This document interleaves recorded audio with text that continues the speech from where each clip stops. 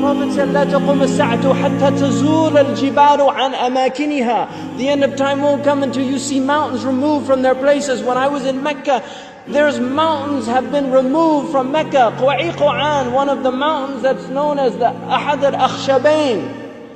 When the angels came to the Prophet ﷺ and they asked him if he wanted to see the mountains that they would يطبقهما على قريش.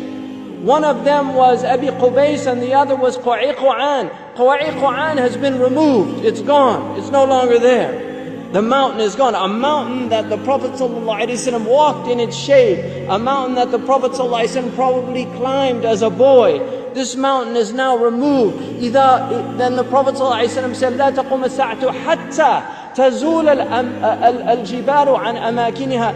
These are signs for people to reflect. The Prophet I was on the Arabian Peninsula with my family, walking on the beach, and I came upon people in a public beach having sexual intercourse. In a public beach on the Arabian Peninsula. I'm not making this up. This is the level of fasad that is happening on our planet. The Prophet ﷺ said, لا تقوم الساعة حتى يتهارج الناس تهارج الحمير. That the end of time won't come until people are like animals openly. He said, sallallahu alayhi wasallam, that one of the signs of the end of time is civilized people would walk with their thighs exposed in the marketplaces. بادية الأفخاذ في الأسواق. People, pens, he said, would be everywhere. He said that people, out of their love of the world, you would get two-income families. That people would be two-income families. That he said a woman will out حرصا على الدنيا تعين زوجها على التجارة. Out of love for this world, she'll work like her husband to earn livelihood, neglecting the children. Some people are forced to do that, and there's no blame on that. But there's people that just out of love of dunya, they will abandon their children and go out. These are the things that are happening around us.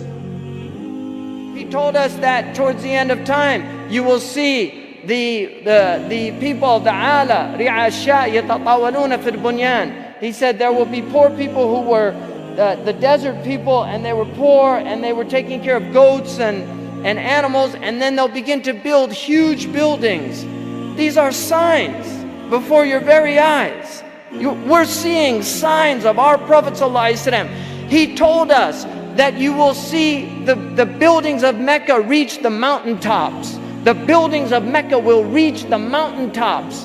And this is happening in our lifetime. When I first went to Mecca, there were no buildings even close to the tops of the mountains of Mecca. And now it's filled with buildings that are beginning to reach the mountaintops. I was on one of the tallest mountains in Mecca, and you can see the clock tower now surpasses the mountains. The Prophet ﷺ said in a hadith, he said, إِذَا رَأَيْتُمْ مَكَّةَ بُعِجَتْ كَظَائِمًا. If you see Mecca, if you see its mountains with holes pierced through them, this is what it means.